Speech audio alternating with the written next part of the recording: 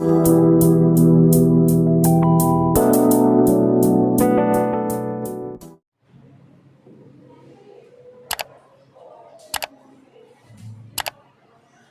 बेटा देखिए, आज हम लोग फिजिक्स का एक new chapter light reflection and refraction start करने जा रहे हैं।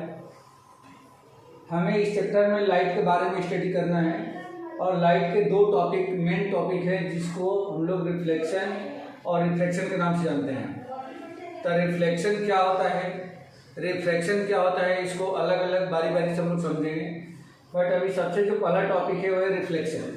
तो ऑलरेडी रिफ्लेक्शन के बारे में एक लाइट इंट्रोडक्शन क्लास 8 में भी आप पढ़ चुके हो, ठीक है।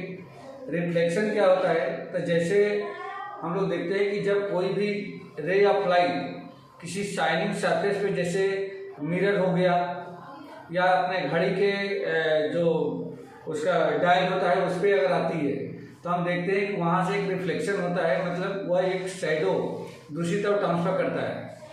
तो उसी फिनोमेना को हम लोग क्या बोलते हैं, रिफ्लेक्शन ऑफ लाइट कहते हैं।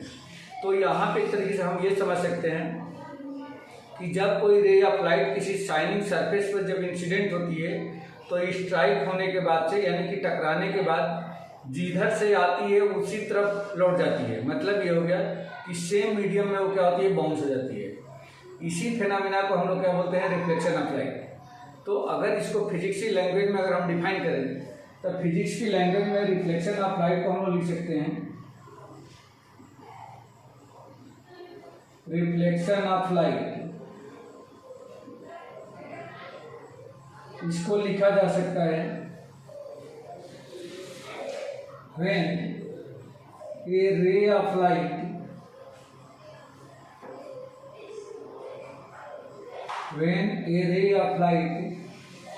इंसिडेंट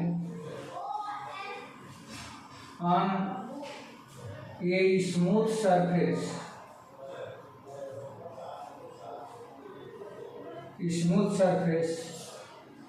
then after striking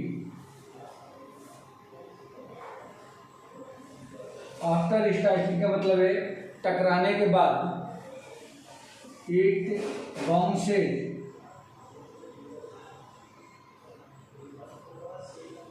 या इट रिटर्न इनटू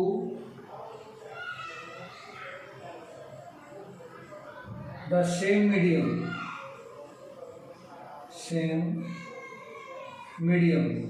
यानी कि जिधर से आई है, सेम मीडियम, यानी कि जिधर से रे ऑफ लाइट आई है उसी डायरेक्शन में या उसी मीडियम में क्या होती है, वो रिफ्लेक्ट हो जाती है, यानी कि बाउंस हो जाती है। तो this phenomena is known as reflection of light. This phenomena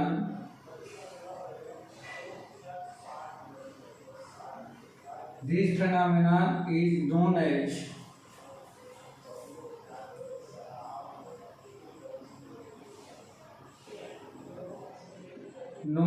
reflection of light.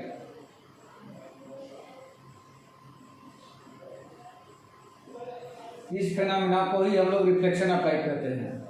अब यहाँ पे देखिए कि रिफ्लेक्शन ऑफ लाइट में, जैसे मान लो कि कोई एक स्मूथ सरफेस है और इस स्मूथ सरफेस पर ये जो सरफेस है या स्मूथ या शाइनिंग सरफेस है,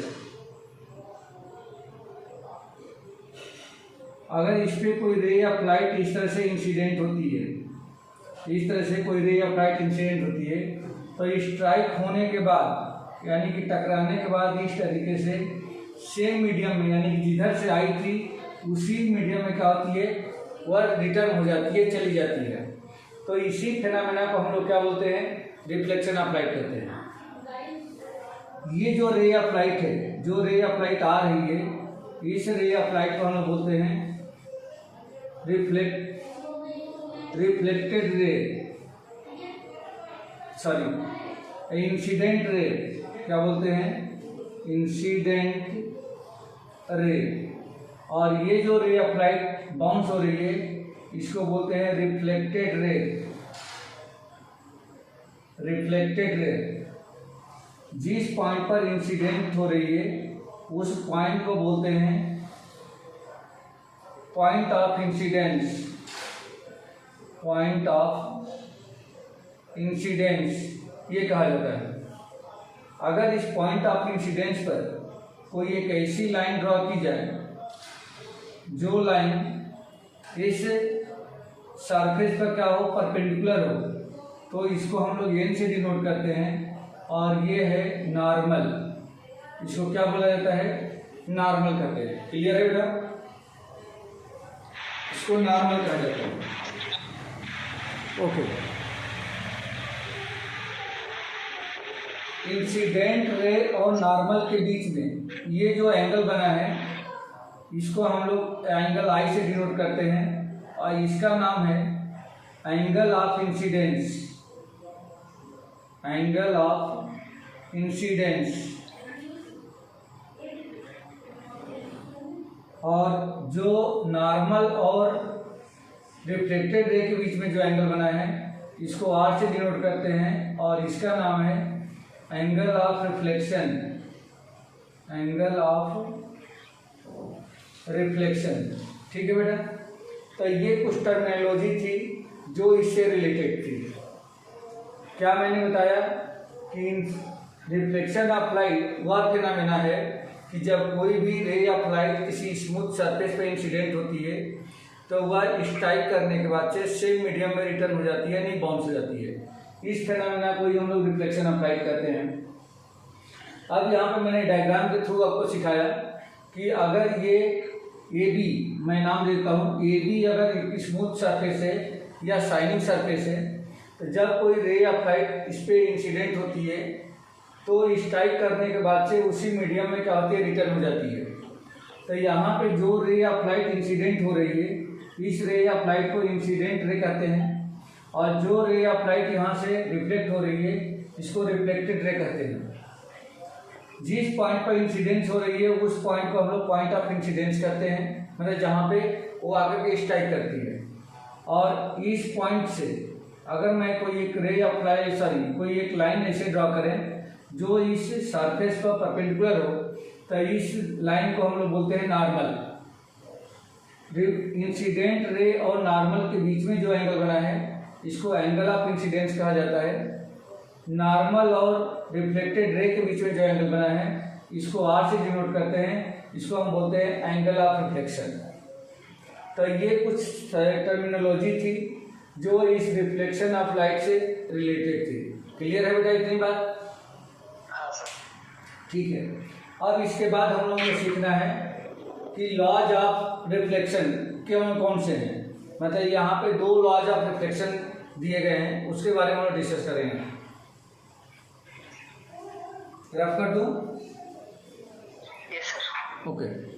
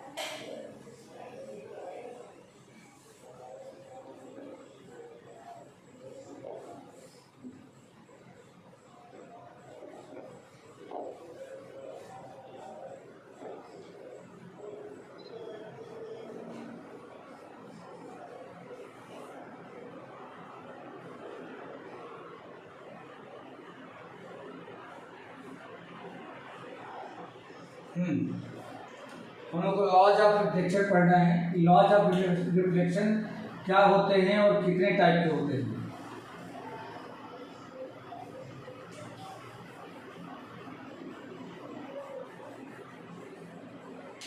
तो देखिए लॉज ऑफ रिफ्लेक्शन जो होता है वह दो टाइप के होते हैं। तो पहले लॉज ऑफ रिफ्लेक्शन में बताया गया है कि incident ray, reflected ray, normal और पॉइंट ऑफ इंसिडेंस ये सभी के सभी क्या होना चाहिए, सेम प्लेन में होना चाहिए।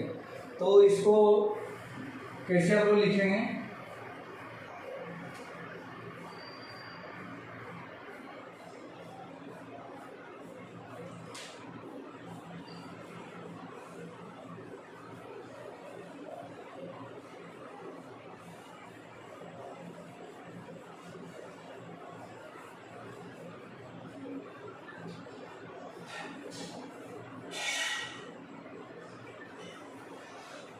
एक सेकंड बेटा।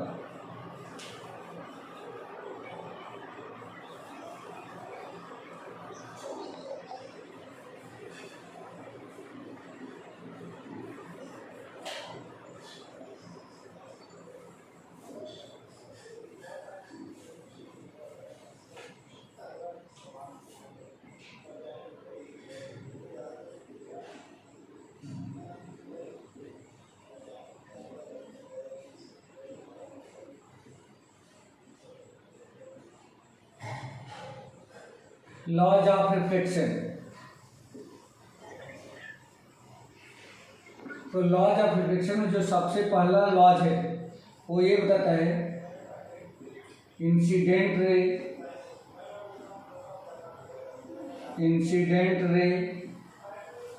Reflected ray, normal and point of incidence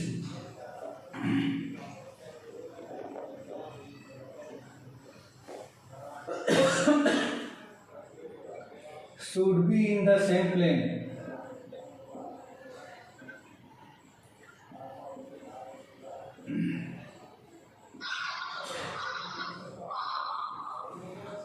incident ray, reflected ray, normal and point of incidence ये सभी के क्या होने चाहिए, एक ही प्लेन में होने चाहिए। एक ही प्लेन से मतलब ये है कि ये नहीं कि ना जो अपना स्मूथ सरफेस है वो किसी और प्लेन में रखा गया है, रे ऑफ लाइट किसी और प्लेन से आ रही है और जब रिफ्लेक्ट हो रही है तो वो किसी और प्लेन में जा रही है, ऐसा नहीं होना चाहिए। ये सबके सब क्या होना चाहिए, सेम प्लेन में होना चाहिए। और जो दूसरा लॉज है वो ये कहता है कि angle of incidence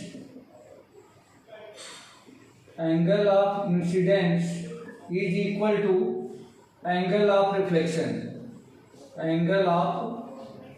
reflection means क्या हम लिख लेंगे यहाँ पे, angle i is equal to angle r, ये होना चाहिए। मतलब ये हो गया कि जो मैंने अभी यहाँ पे बनाया था डायग्राम, उसमें हम लोगों ने देखा था कि ये जो स्मूथ सरफेस है, स्मूथ सरफेस, ये रे ऑफ लाइट जो इंसिडेंट हो रही है और यहाँ से ये रिफ्लेक्ट हो रही है। यहाँ पे नॉर्मल मैंने बनाया था, ये नॉर्मल है, ये एंगल ऑफ इंसिडेंस है, ये एंगल ऑफ रिफ्लेक्शन है, ये पॉइंट ऑफ इंसिडेंस है और इसको मैंने बताया था इंसिडेंट रे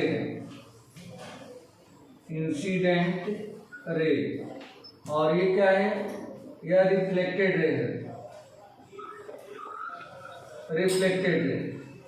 तो ये incident ray, reflected ray, i और r, angle of incidence and angle of reflection. तो जो पहला लॉज ये कह रहा है कि incident ray, reflected ray, normal and point of incidence should be same plane. अब जैसे यहाँ पे हम बोर्ड को अगर देखें तो बोर्ड जो है एक सेम प्लेन है, एक ही प्लेन है, तो ये सारे चीजें सेम प्लेन में होनी चाहिए। और दूसरा कह रहा है कि angle i equal to angle r means ये एंगल और ये एंगल दोनों बराबर होने चाहिए।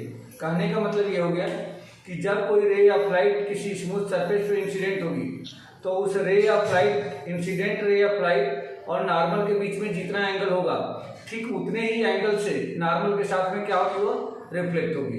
क्लियर है बेटा, इतनी बात समझ में आ गई? ठीक है।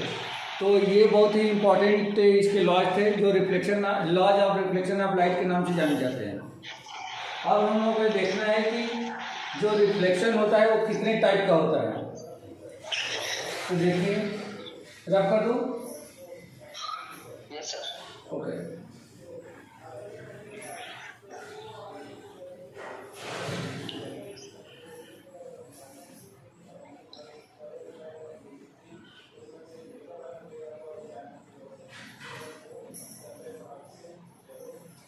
Types of reflection of light.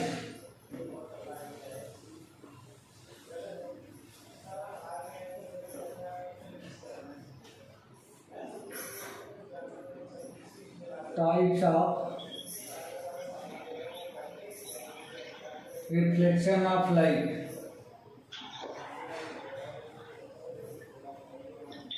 तो इसमें दो टाइप के रिफ्लेक्शन ऑफ लाइट को बताया गया है। सबसे पहला है रेगुलर रिफ्लेक्शन। रेगुलर रिफ्लेक्शन ये बहुत इंपॉर्टेंट नहीं है आपके लिए, ये 8th क्लास में पढ़ाया जा चुका है। रेगुलर रिफ्लेक्शन की मैं ऐसी छोटी सी डेफिनेशन बताता हूँ। रेगुलर रिफ्लेक्शन वह रिफ्लेक्शन होता है जो रिफ्लेक्शन किसी स्मूथ सरफेस के द्वारा किया जाता है या होता है। जैसे मान लीजिए कि कोई एक शाइनिंग सरफेस है या स्मूथ सरफेस है, इससे जो रिफ्लेक्शन होगा वह रेगुलर होगा। जैसे ये देखो कुछ ऐसा हो रहा है, यहाँ पे ये रे ऑफ लाइट ऐसे जा रही है, यहाँ पे ये ऐसे आ रहा है, ये ऐसे जा रहा है। तो ये जो फिनोमेना यहाँ पे देखने को मिल रही है, ये फिनोमेना जो यहाँ पे देखने को मिल रही है कि रे ऑफ लाइट इस तरह से इंसिडेंट हो रही है और ऐसे ये रिफ्लेक्ट हो रही है। तो यहाँ पे आप देख सकते हैं कि यहाँ पे एक रेगुलरिटी बनी हुई है। मीन्स आने वाली रे ऑफ लाइट सब आपस में पैरेलल है, जाने वाली यानी कि रिफ्लेक्टेड रे सब आपस में पैरेलल है। तो इस टाइप के फिनोमेना को हम लोग क्या बोलते हैं? रेगुलर रिफ्लेक्शन करते हैं, या इस टाइप के रिफ्लेक्शन को हम लोग बोलेंगे रेगुलर रिफ्लेक्शन। क्लियर है बेटा? Yes sir. ओके। दूसरा है उसको बोलते हैं irregular reflection. Irregular reflection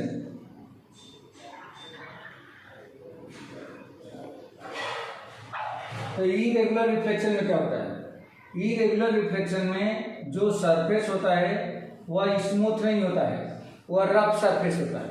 rough surface, जैसे ये एक सरफेस है तो ये सरफेस स्मूथ नहीं है, ये सरफेस स्मूथ नहीं है।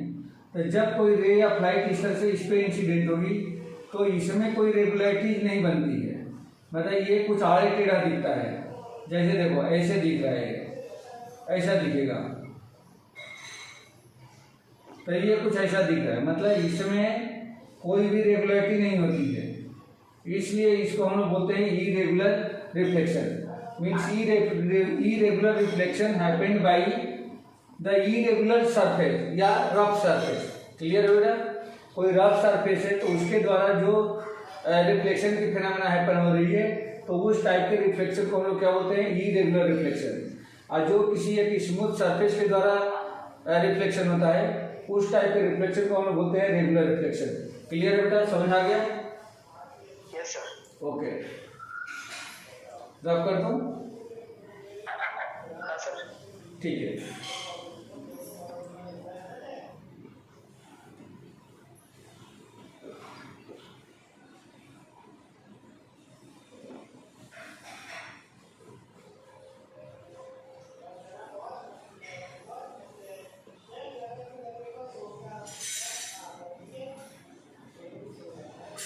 अब हम लोग देखना है कि रिफ्लेक्शन जो होता है एक्चुअल में अपने सिलेबस में तो जो मेन टॉपिक है वह रिफ्लेक्शन बाई स्फेरिकल मिरर है, लेकिन उसके पहले थोड़ा सा हम लोग लाइट एक इंट्रोडक्शन करेंगे प्लेन मिरर का।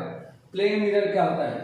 तो सबसे पहले हम लोग मिरर की बात करें। मिरर क्या होता है? मिरर तो ऑलरेडी मिरर तो सब लोग जानते ही हैं, लेकिन how to define it? Mirror होता क्या है? तो मिरर वह ग्लास का एक पीस होता है जो ग्लास वन साइड से पॉलिश्ड होता है। अगर वह ग्लास वन साइड से पॉलिश नहीं है, यानी कि जिस ग्लास के जो ग्लास ट्रांसपेरेंट है, जिसके आर पार दिख रहा हो, वह मिरर नहीं कहलाएगा। लेकिन जब उसी ग्लास को वन साइड से हम पॉलिश कर दें तो वह ग्लास जो है मिरर बन जाता है। तो मिरर क्या है? Mirror is a glass, mirror is a glass whose one side have to polish in which we can see image, जिसमें हम लोग इमेज देख सकते हैं, उस टाइप के ग्लास को हम लोग क्या बोलते हैं? मिरर कहते हैं। एग्जाम्पल के तौर पे हम लोग देख सकते हैं कि जैसे मान लीजिए कि कोई एक ये ग्लास है और इस ग्लास को वन साइड से क्या कर दिया गया है? इस तरह से पॉलिश कर दिया गया है, ये पॉलिश कर दिया गया है। तो अब इसके सामने अगर कोई ऑब्जेक्ट यहाँ पे अगर स्टैंड करता है, अगर कोई ऑब्जेक्ट इस तरह से स्टैंड करता है, तब ये क्या होगा? तब इसकी इमेज ये इधर हमें दिखाई देगी, इसकी इमेज इस साइड में हमें दिखाई देगी। लेकिन इस इमेज की कुछ खास स्पेशलिटी होती है। क्या स्पेशलिटी होती है? स्पेशलिटी ये होती है कि यह इमेज, मतलब इमेज को मैं आई से डिनोट कर देता हूँ और ये जो है इसको मैं ओ से डिनोट करता हूँ। ओ का मतलब ऑब्जेक्ट, आई का मतलब इमेज, और ये जो है ये है मिरर, अपना मिरर। तो ये मिरर हम लोग कौन सा मिरर पढ़ रहे हैं? तो एक तरीके से मैंने जो यहाँ पे मिरर बताया है, यह मिरर प्लेन मिरर है। क्या है ये? Plane mirror, plane mirror. अभी हम लोग बात करेंगे प्लेन मिरर एक्चुअल में होता क्या है। ये प्लेन मिरर है। तो प्लेन मिरर की खास बात ये रहती है कि उसके सामने जितनी डिस्टेंस पर इमेज होती है, ठीक उतनी ही डिस्टेंस पर, अगर मान लो ये डिस्टेंस x है तो ये डिस्टेंस भी क्या होगी? x ही होगी।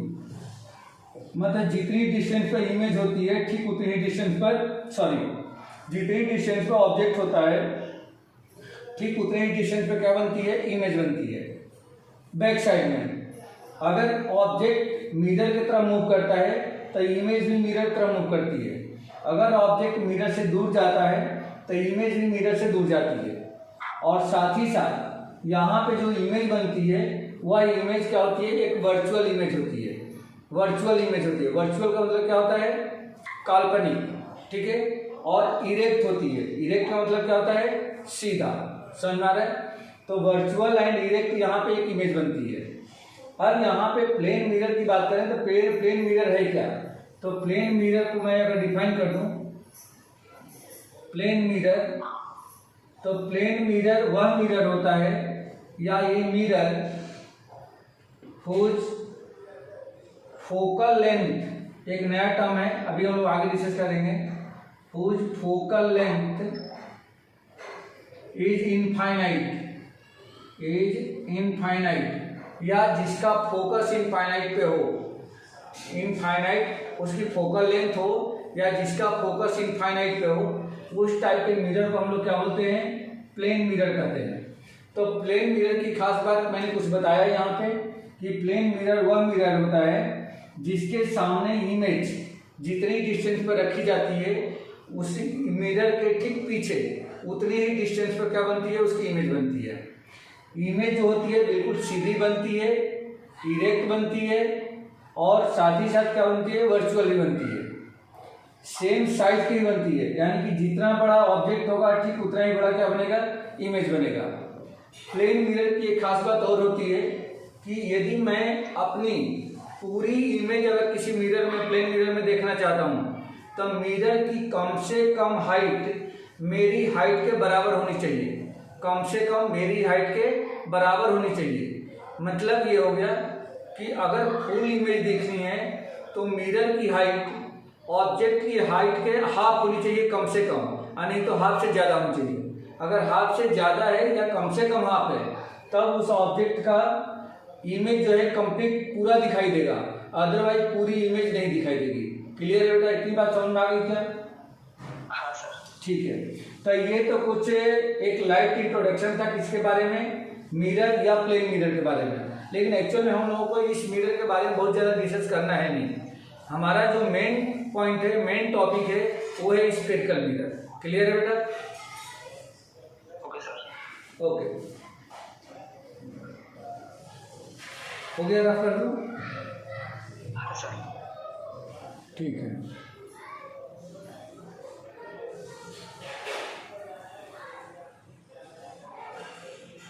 तब हम लोग बात करते हैं स्फेरिकल मिरर क्या होता है।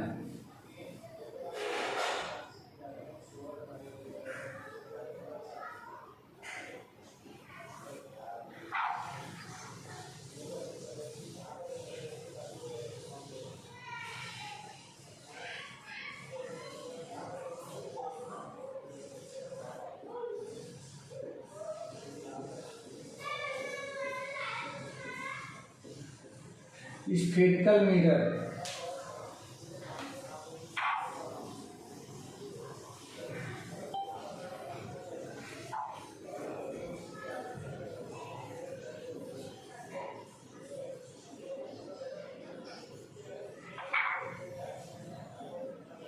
देखिए, स्फेरिकल मिरर वह मिरर होता है जो किसी स्फेरिकल ग्लास के किसी पीस को, छोटे पीस को किसी भी एक साइड से क्या करते हैं, उसको पॉलिश करते हैं। ठीक है, तो स्फेरिकल मिरर को अगर हमें डिफाइन करना तो हम लोग लिख सकते हैं, it is the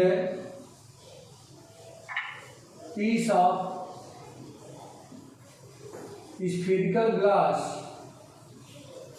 hollow spherical glass, क्या आप बोलेंगे, hollow spherical glass, hollow spherical glass whose one side is polished, एक साइड क्या होती है, पॉलिश होती है।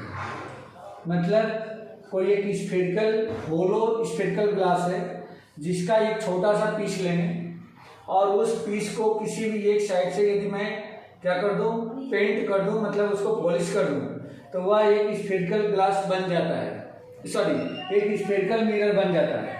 तब यहाँ देखो बेटा, जैसे मान लीजिए कि ये आपके पास एक स्फेरिकल ग्लास है, होलो स्फेरिकल ग्लास है, खुला है, अंदर से खोखला है और इसका सेंटर मान लीजिए कि ये है, इसका सेंटर ओपन है। अगर इसको किसी प्लेन से अगर इस तरह से कट कर दिया जाए और एक मान लीजिए कि इधर से दो पीस में काट लेता हूँ, कट कर दिया जाए, तो ये वाला जो पीस है, अगर इस पीस को मैं यहाँ बाहर निकाल दूँ और ये जो कटा हुआ पीस है, अगर इस पीस को इधर बाहर निकाल दिया जाए, तो ये अभी तक तो मिरर नहीं बने हुए हैं। लेकिन अगर इनको किसी भी वन साइड से अगर पॉलिश कर दिया जाए, जैसे मान लीजिए कि इसको मैंने आउटर यानी कि जो उभरा हुआ पार्ट है, जो बाहर कर निकला हुआ पार्ट है, अगर उसको आउटर साइड से मैंने पॉलिश कर दिया और इधर वाले पीस को अगर मैंने इनर साइड से पॉलिश कर दिया, तब इसका शाइनिंग सरफेस ये होगा और इसका शाइनिंग सरफेस ये होगा। मतलब ऑब्जेक्ट को यदि रखना है तो इस वाले में इधर रखेंगे, जबकि इस वाले में इधर रखेंगे। शाइनिंग सरफेस के तरफ ही हमेशा ऑब्जेक्ट को पुट किया जाता है, रखा जाता है, शिफ्ट किया जाता है। लेकिन यहाँ पे जैसे ही ये पॉलिश का डायरेक्शन यानी कि साइड आप चेंज करते हो, जैसे मान लो कि इसको आउटर साइड से पॉलिश किया है, इसको इनर साइड से पॉलिश किया है, तो मिरर तो बन चुके हैं, लेकिन ये दोनों ही मिरर अलग अलग टाइप के मिरर बने हैं। इन दोनों मिरर का कोई दो नाम है। क्लियर है बेटा? ये सेम टाइप के मिरर नहीं है और इनकी जो प्रॉपर्टी होती है वो भी बिल्कुल डिफरेंट होती है। इसकी प्रॉपर्टी कुछ और हो जाएगी, इसकी प्रॉपर्टी कुछ और हो जाएगी। तो इस वाले मिरर का जो नाम है, इस वाले मिरर को हम लोग बोलते हैं कॉनकेव मिरर, कॉनकेव मिरर, और इस वाले मिरर को हम लोग बोलते हैं convex mirror, convex mirror, concave mirror, convex mirror. Concave mirror में उभरा हुआ पार्ट पॉलिश होता है, मतलब आउटर साइड पॉलिश होता है, इनर साइड रिफ्लेक्टिंग सरफेस होता है। इसमें इनर साइड पॉलिश होता है, आउटर साइड क्या होता है, रिफ्लेक्टिंग सरफेस होता है। ये बात क्लियर होगी क्या बेटा? इतना समझ में आ गया? Yes sir. हाँ सर। ओके। अब यहाँ पे इन दोनों मिरर से कुछ रिलेटेड टर्मिनोलॉजी है, उन टर्मिनोलॉजी को हम लोगों को समझना है। तो यहीं पे मैं बताने की कोशिश करता हूँ। पूरे मिरर की लेंथ अगर मैं M1 से M2 नाम दे दूँ और इधर भी M1 से M2 नाम दे दूँ, तो इन दोनों में ही M1 M2 मतलब M1 से M2 तक, इसको बोलते हैं अपर्चर।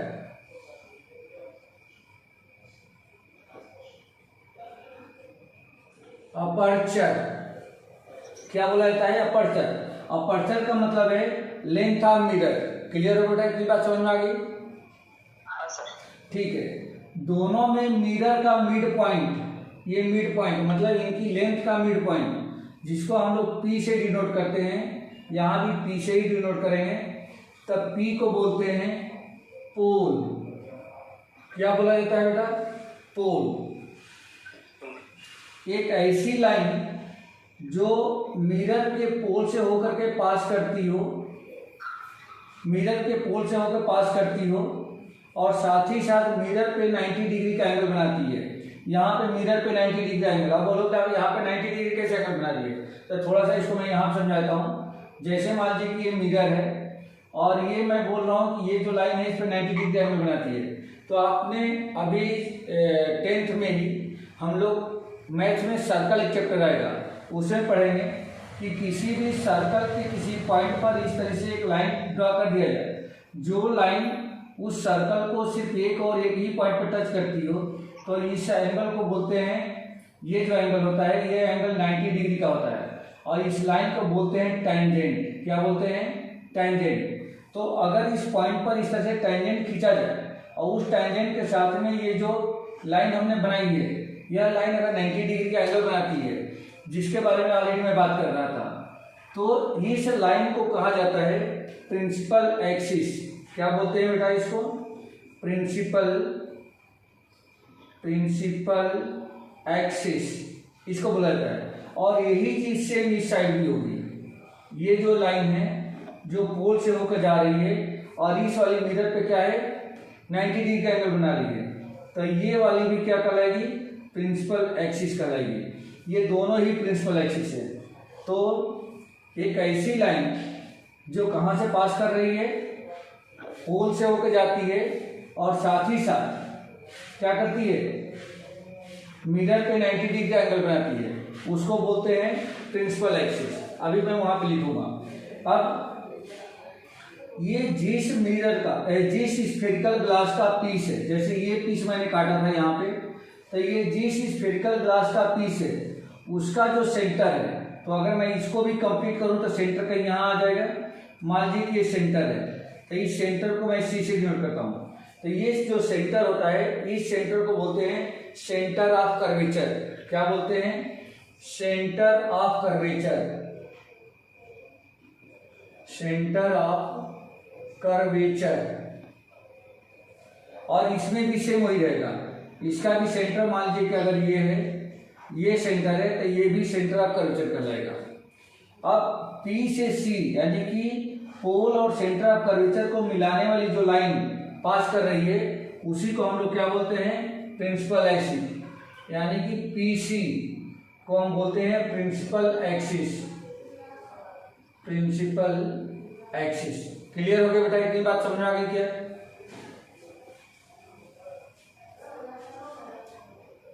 इतनी बात समझ में आ गई? ओके।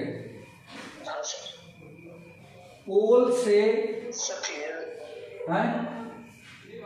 क्लियर नहीं सर।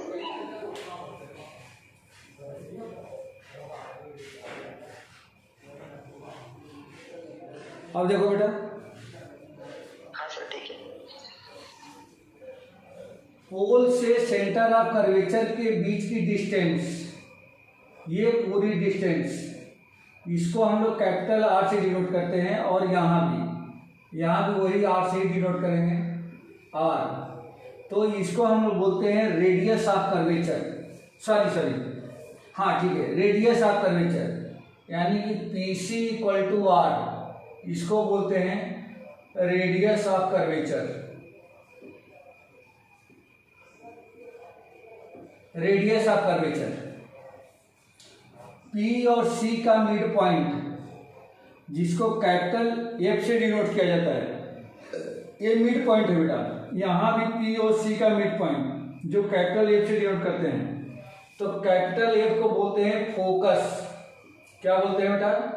फोकस, जो पोल और सेंटर ऑफ कर्वेचर का मिड पॉइंट होता है।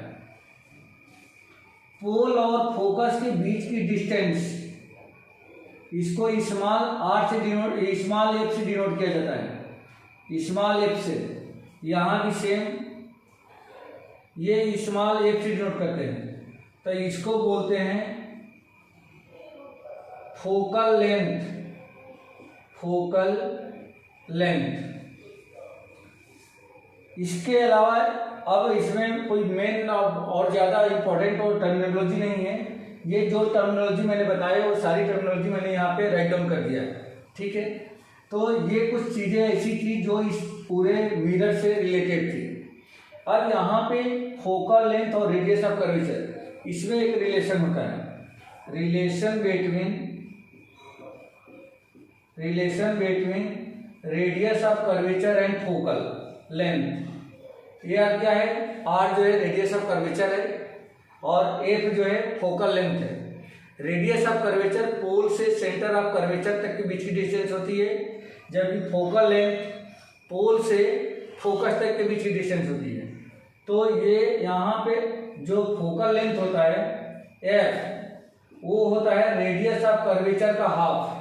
आप देखो F जो है मिड पॉइंट था PC का, और PF जो है क्या है? फोकल लेंथ, और PC क्या है? Radius of curvature. तो जो फोकल लेंथ है रेडियस ऑफ कर्वेचर का हाफ है, दोनों में ही चलेगा। तो focal length equal to half of the radius of curvature, या radius of curvature equal to, अगर 2 को मैं इधर भेज दूँ तो 2 इंटू फोकल लेंथ, यानी कि radius of curvature focal length की ट्वाइस के इक्वल होता है, जबकि focal length radius of curvature का हाफ होता है। क्लियर है बेटा?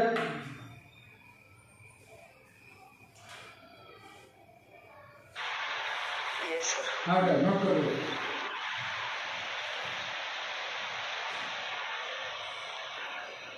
Okay sir.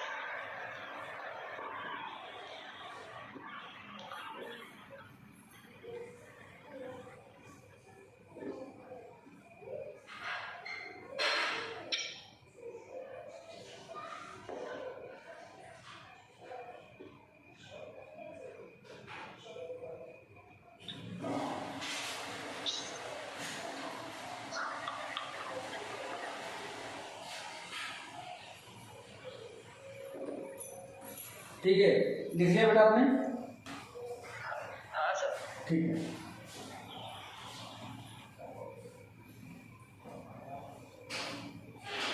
अब यहाँ पे फोकल कॉन्केव मिरर और कॉन्वेक्स मिरर से इमेज फॉर्मेशन पढ़ेंगे। वो इमेज फॉर्मेशन पढ़ने से पहले हम लोग rules for the image formation पढ़ेंगे कि इनके रूल क्या है, किस रूल के तहत क्या बनता है, इसके द्वारा इमेज बनाई जाती है।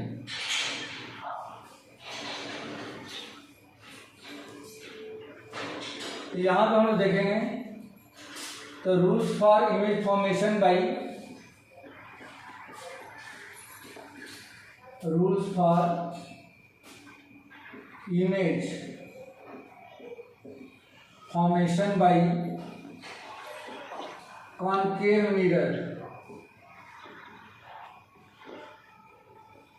कॉन्केव मिरर से